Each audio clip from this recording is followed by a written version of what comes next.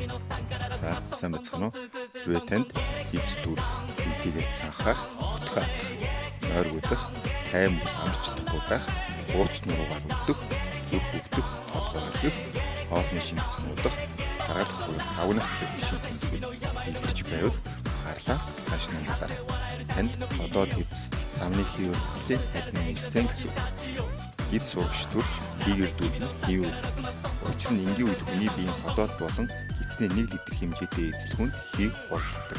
Хоолунд боловсруулах үүрэг бүхий бактери, микро орчны үйл ажиллагааны нөлөөгөөр ийхүү хий үүсдэг. Таны ходоод гэдэс хоолыг хэдий ч нэг хүндрэлтэй боловсруулна, төдий ч их хий үүсч хөндлөгдөн. Тэгвэл хэд сууж хий дүргээс сэргийлэх энэ зөөврөөс ангижрах төдийгүй ходоод гэдэсний үйл ажиллагааг сайжруулах хэлбэрхэн 3 наслыг зааж өгье. Хүн бүр дагаад их боломжтой хэлбэрхэн дасгал тул та бүхэн өглөө өдөр орой гэж цаг заалгүй